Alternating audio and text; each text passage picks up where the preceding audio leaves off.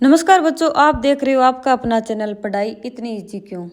आज की क्लास में हम कक्षा 9 के अध्याय फर्स्ट संख्या पद्धति की प्रश्नावली 1.1 के तीसरे और चौथे सवाल को हल करेंगे।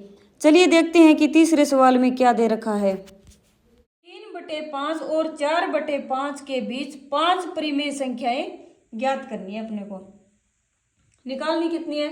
5 परिमेय संख्या और किस किस के बीच में? 3/5 और 4/5 में। अब 5 परिमेय संख्या निकालनी है तो क्या करेंगे? अंश और हर में 6 का क्या कर देंगे? गुणा कर देंगे। 3/5 और हल लिख देंगे यहाँ पर। 3/5 और 4/5 के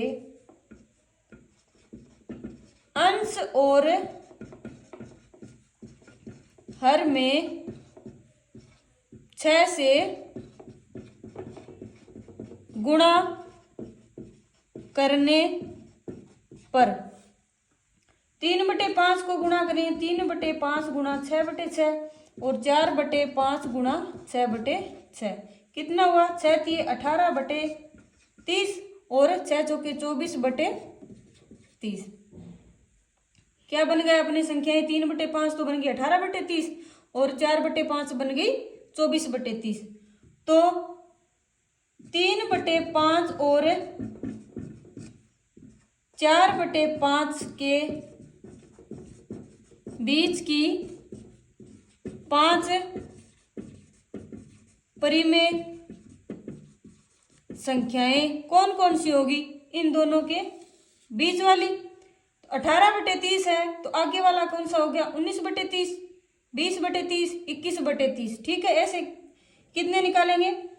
19/30, ठीक है, 20/30, 21/30, 22/30 और 23/30। 1 2 3 4 और 5, यानी ये 5 परिमेय संख्या आ गई। और किन किन के बीच में? 3/5 और 4/5 के बीच में। ठीक है। कक्षा 9 की प्रश्नावली 1.1 का चौथा सवाल क्या है? नीचे दिए गए कथन सत्य है या असत्य है ये बताना है और कारण के साथ अपने उत्तर दीजिए। यानी सत्य है तो भी बताना है कि क्यों सत्य है और असत्य है तो भी बताना है कि क्यों असत्य है। पहला क्वेश्चन क्या अपना? प्रत्येक प्राकृत संख्या एक पूर्ण संख्या है। यानी ये जो लाइन दे रखी है ये सही है या गलत है। ठीक है, सबसे पहले तो देखो पूर्ण प्राकृत संख्या कौन सी होती है? प्राकृत संख्याएं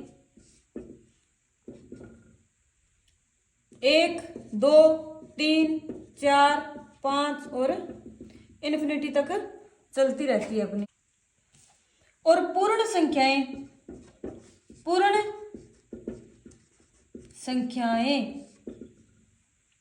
ठीक है, पूर्ण संख्याएं कौन सी होती है? पूर्ण संख्या में 0 और आ जाता है। 0 1 2 3 4 5 और आगे जाती रहती है। बताना है कि प्रत्येक प्राकृत संख्या एक पूर्ण संख्या है या नहीं है। अब देखो प्रत्येक प्राकृत संख्या, एक देखो, एक पूर्ण में है, 2 ये भी पूर्ण में है, 3 है ये भी पूर्ण संख्या है, ये 4 है ये भी पूर्ण संख्या है और 5 है ये भी पूर्ण संख्या। यानी आगे जितने भी आएंगे वो सभी पूर्ण संख्याओं में आएंगे। बताना क्या है अपने को कि कथन सत्य है या असत्य। ठीक है, तो कथन सत्य है। क्यों है? क्योंकि पूर्ण संख्याओं के संग्रह, यानी ये जो सभी का एक साथ लिख देते थे वो क्या बन जाता है? अपना संग्रह बन जाता है। पूर्ण संख्याओं के संग्रह में सभी प्राकृत संख्याएं समाहित होती है यानी ये जो पूर्ण संख्या है इनमें ये प्राकृत संख्या है, ये सभी की सभी पूर्ण संख्याओं में होती है। ठीक है, क्योंकि इसमें तो ये 0 एक्स्ट्रा है और बाकी तो प्राकृत संख्या ही है। ओके, नेक्स्ट क्या है, प्रत्येक पूर्णांक एक पूर्ण संख्या होती है। 2 नंबर क्या है, प्रत्येक पूर्णांक एक पूर्ण संख्या होती है। सबसे पहले तो लिखो पूर्णांक कौन कौन से होते हैं।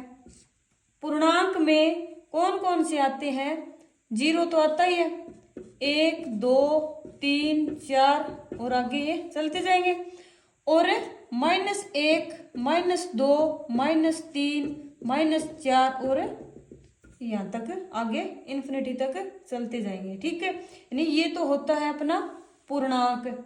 और पूर्ण संख्याएं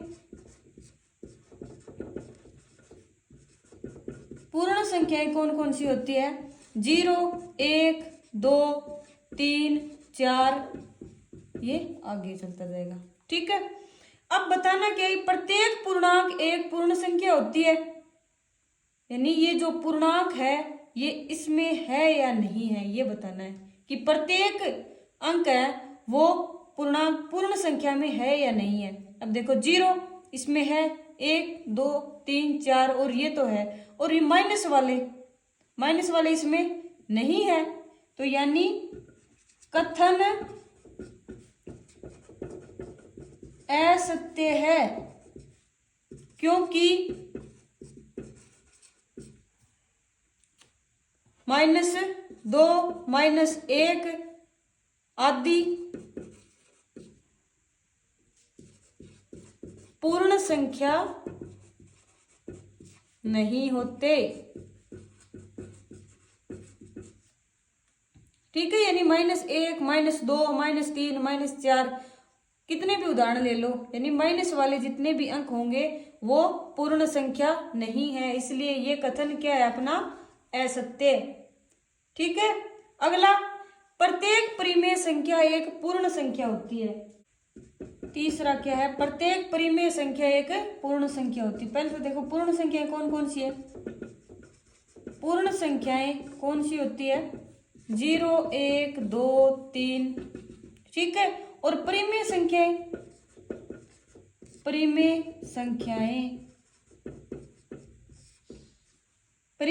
कौन सी होती है, 2/3 4/5 6/7 8/9, ऐसे कितने भी लिख लो।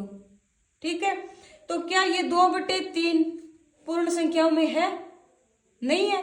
4/5 है पूर्ण संख्याओं में, नहीं है। पूर्ण संख्या यानी संख्या पूरी आनी चाहिए, यानी इससे कम या फिर आधा, 3/4 5/5 5/6 ये संख्याएं पूर्ण संख्याओं में नहीं आती, यानी ये अपना पूरा ही मान देता है, 1 2 3 4। ठीक है, ये आधा पौना ये मान नहीं देता। तो परिमेय संख्याएं क्या होती है, 2/3 4/5 8/9 ये। तो कथन क्या है अपना, कथन असत्य है। क्यों, कारण बताना है, क्योंकि अब ये देख लो 2/3 पूर्ण संख्या है या नहीं है, क्योंकि 2/3 पूर्ण संख्या नहीं है। कोई भी एक कारण बता सकते हैं, 6/7 भी लिख सकते हैं, 8/9 भी लिख सकते हैं। ठीक है, आज की क्लास में इतना ही। आज की क्लास आपको कैसी लगी कमेंट करके ज़रूर बताइए, और इससे आगे की पढ़ाई के लिए मेरे साथ बने रहिए, पढ़ते रहिए, बढ़ते रहिए और पढ़ाई को इजी बनाते रहिए।